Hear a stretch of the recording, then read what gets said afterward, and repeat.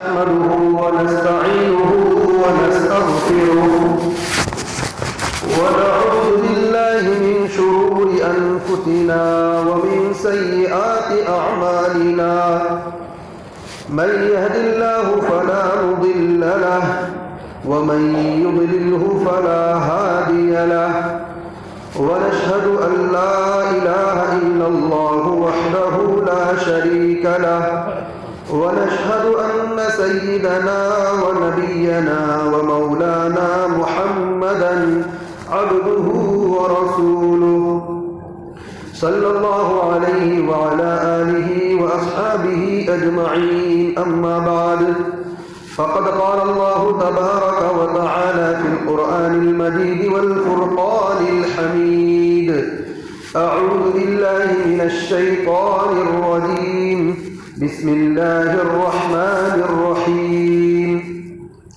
النبي أولى بالمؤمنين من أنفسهم وأزواجه أمهاتهم، وقال تعالى: إنك لعلى خلق عظيم.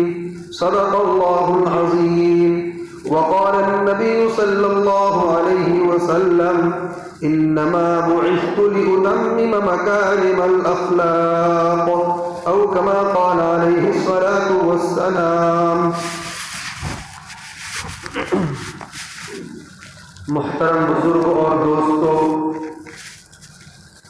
ہم سبھی جانتے ہیں کہ یہ جو مہینہ چل رہا ہے عربی کیلنڈر کا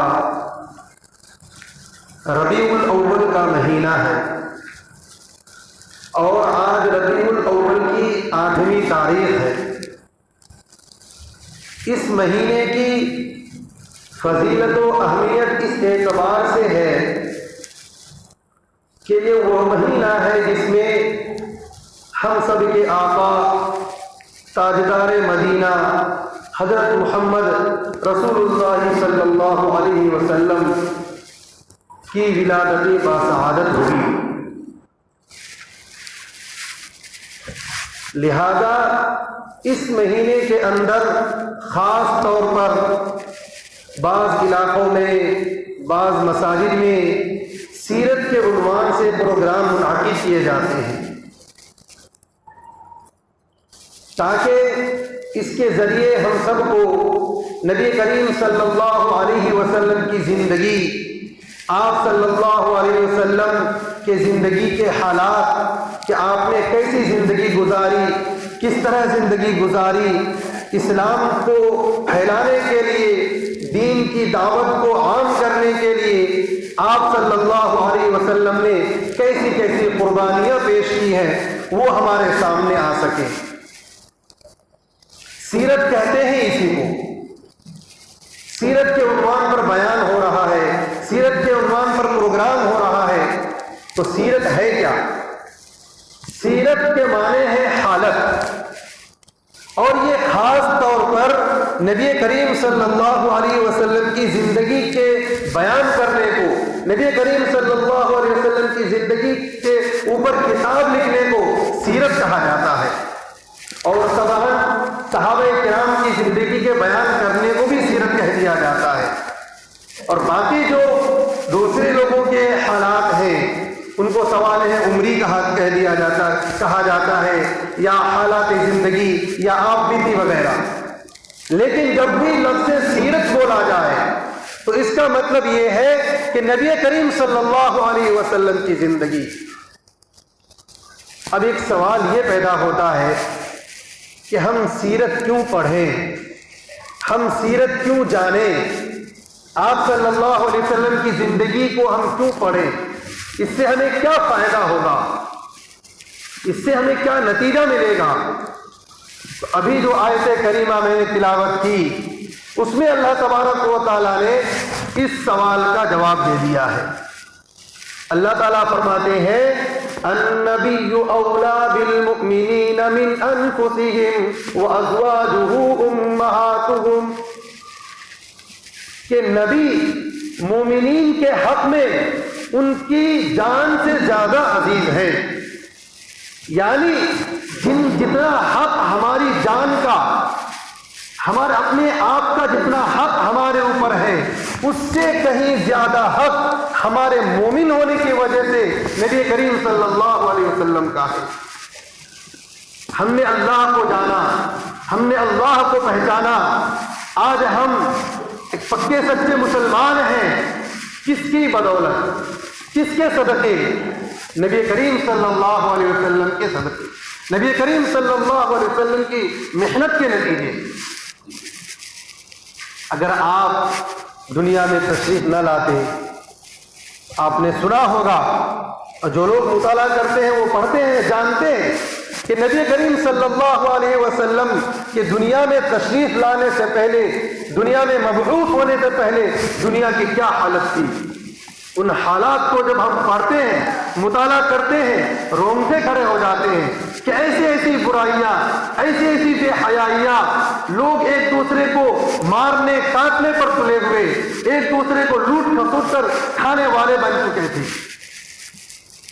ایک واقعہ چھوٹا سا، ایک صحابی کا واقعہ ہے، ہم سب بہت آسانی سے پڑھ لیتے ہیں کہ اس زمانے میں بیٹیوں کی پیدائش کو، بیٹی کی ولادت کو بہت ہی معیوب سمجھا جاتا تھا۔ لوگ اپنی بیٹیوں کو زندہ تربور یعنی زندہ دفن کر دیا کرتے تھے۔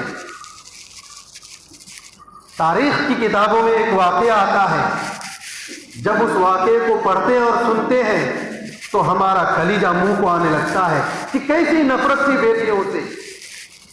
ایک صحابی کا واقعہ ہے کہ وہ بیٹھے بیٹھے اچانک غش کھا کر گر گئے۔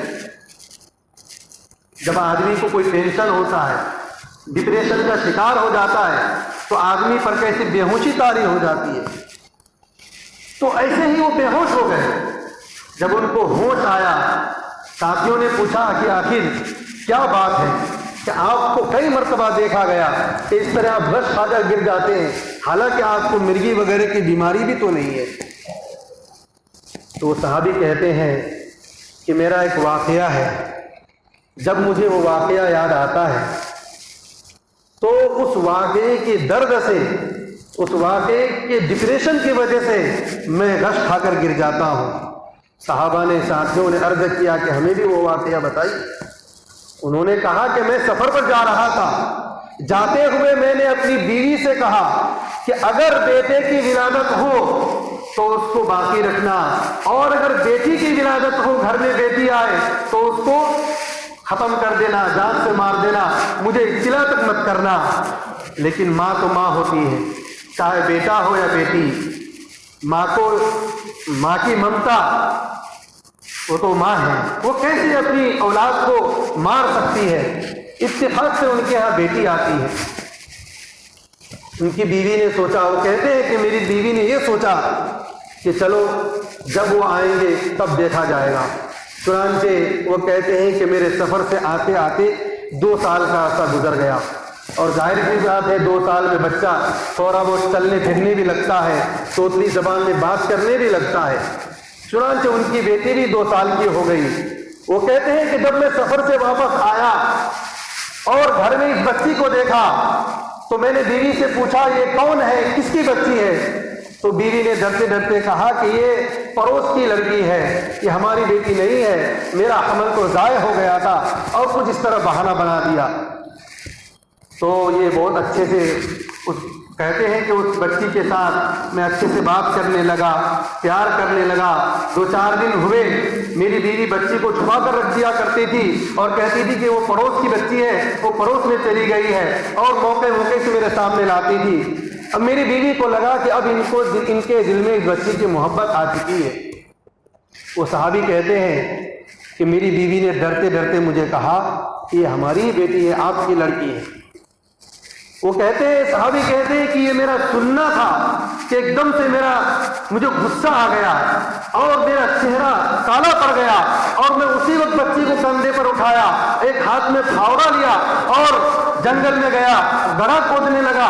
گڑھا کھود کر جب میں گڑھا کھودتا ہوں تو بچی کہتی ہے کہ ابو اب یہ گڑھا کیوں کھودتے ہیں؟ میں نے نے کہا کہ تمہیں زندہ دفن کرنے کے لیے اور میں بچی کو اس گڑھے میں ڈال دیتا ہوں اور مٹیاں ڈالنا شروع کرتا ہوں، وہ بچی چیخ کر چلا کر مجھے کہتی ہے کہ ابو مجھے دفن مت کیجیے، ابو مجھے دفن مت کیجیے۔ توتلی زبان میں وہ چلاتی چیختی رہی، لیکن میں نے اس کی ایک نہ سنی، کیونکہ جہالت کا پردہ میرے دماغ میں پڑا ہوا تھا اور میں نے اس بچی کو زندہ دفن کر دیا۔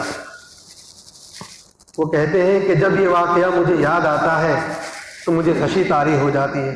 جب ہمارا سن کر یہ حال ہے، ہمارا بولنے سے یہ حال ہے، تو ظاہر سی بات ہے جنہوں نے یہ واقعہ انجام دیا ہوگا اور جب ان کو نبوی تعلیمات ملی ہوگی تو ان کا دل کیا کرتا ہوگا اور کیا ان پر کیا اثر ہوتا ہوگا۔ ایسے موقع سے وہ صحابی کہتے ہیں کہ جب جب مجھے واقعہ یاد آتا ہے، جب میری بچی کا واقعہ یاد آتا ہے تو مجھ پر غشی طاری ہو جاتی ہے، پتہ نہیں اللہ مجھے معاف کرے کہ نہ کرے۔ یہ تاریخ میں کتابوں میں یہ واقعہ لکھا ہوا ہے۔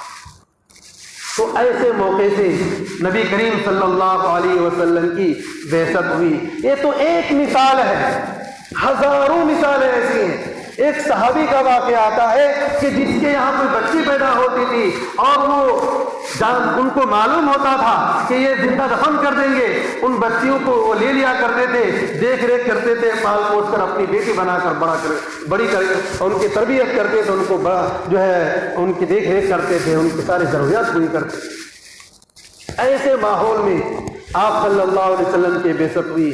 بتائیے کہ اب اگر آپ صلی اللہ علیہ وسلم مبعوث نہ ہوتے، اس دنیا میں تشریف نہ لاتے، تو وہ سلسلہ آج تک چلتا رہتا۔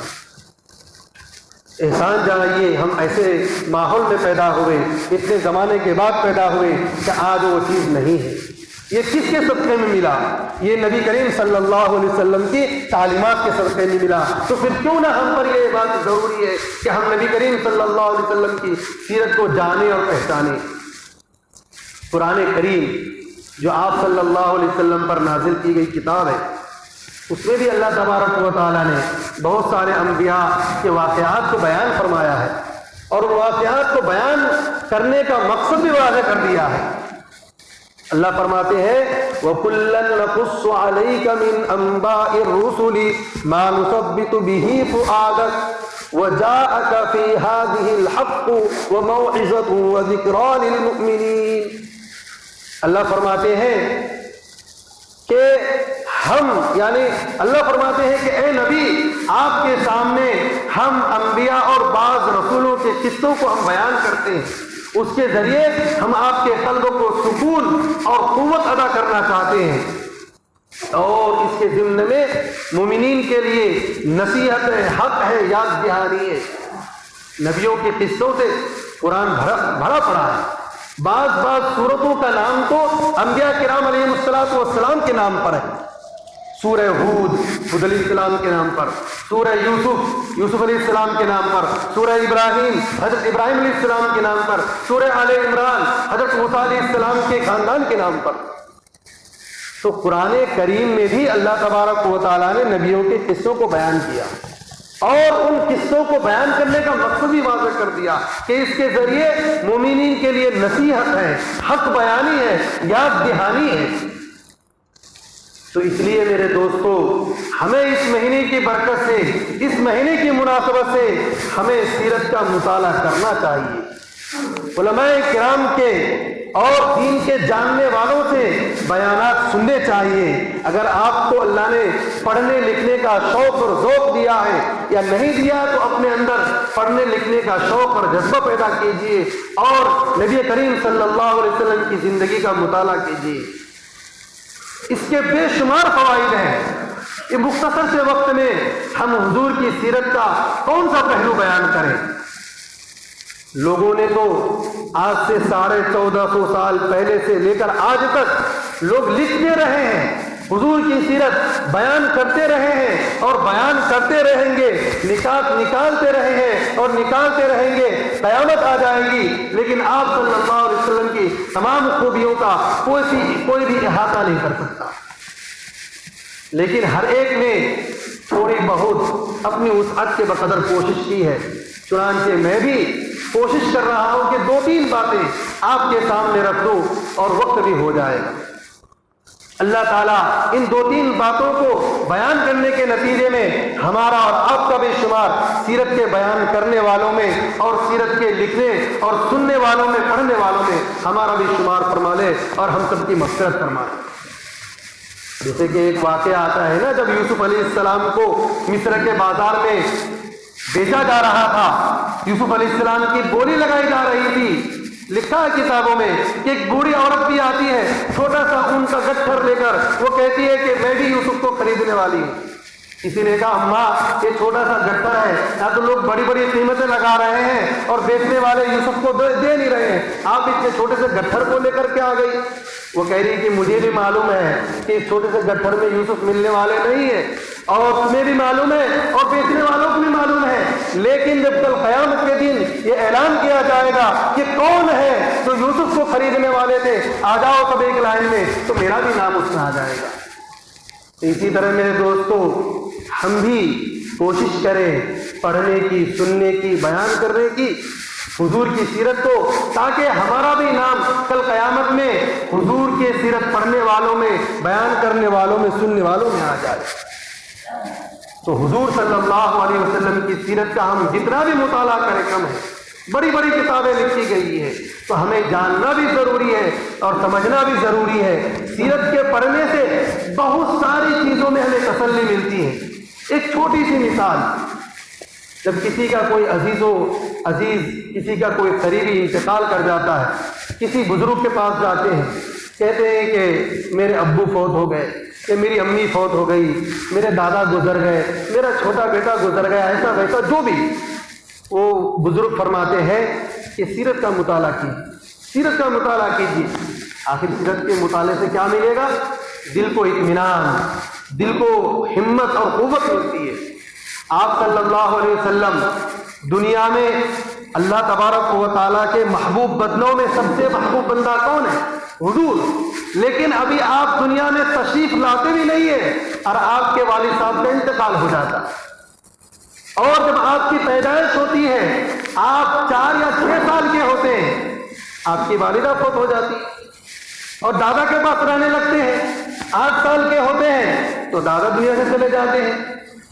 اب بتائیے، جو دنیا اور آخرت کا دونوں جہاں کا سردار اتنے بچپن میں سب ایک طرف سے سب عزیز و اقارب جو ان کی دیکھ ریکھ کرتے، اللہ ان سب کو اپنے پاس بلا رہے ہیں، اس سے ہمیں کیا سبق دینا چاہتے ہیں؟ اس سے ہمیں یہ سبق لینا چاہیے کہ اگر ہمارا کوئی عزیز، کوئی قریبی انتقال کر جائے، دنیا سے چلے جائے، تو ہمیں کبھی نہیں سوچنا چاہیے کہ اللہ ہم سے محبت نہیں کرتا، اللہ کو ہماری پرواہ نہیں ہے، اس لیے ہم اتنے چھوٹے ہیں اور ہمارے ابو گزر گئے، یا ہمارا چھوٹا بیٹا عزیز گزر گئے۔ ایسا نہیں ہے۔ تو ایک چھوٹی سی مثال ہے۔ ویسے حضور صلی اللہ علیہ وسلم کی سیرت کی یہ خوبی ہے کہ جو بھی آدمی جس پہلو سے حضور کی زندگی کو اپنا نمونہ اور اسوہ بنانا چاہے گا وہ بنا سکتا ہے، چاہے وہ مالک ہو چاہے وہ غلام ہو۔ اگر مالک ہے یا فاتح ہے، بادشاہ ہے، تو آپ صلی اللہ علیہ وسلم کے فتح مکہ کی زندگی کو دیکھ لیں۔ اگر غلام اور محکوم ہے تو آپ صلی اللہ علیہ وسلم شیخ ابی طالب میں جب قیدی تھے تب اس وقت کی زندگی دیکھ لے۔ یتیم ہے تو آپ کے یتیم کی یتیمانہ زندگی کو دیکھ لے۔ بیوی بچے والے ہیں تو ماں عائشہ اور دیگر ازواج مطہرات کے شوہر کو دیکھ لے۔ یعنی آپ کی زندگی کے ہر پہلو ہر ایک کے لیے نمونہ اور اسوہ ہے۔ اللہ تبارک و تعالیٰ ان کہی سنی باتوں پر مجھے بھی اور آپ سبوں کو عمل کرنے کی توفیق عطا فرمائے۔ وآخر دعوانا ان الحمدللہ رب العالمین۔ لا إله إلا الله، لا إله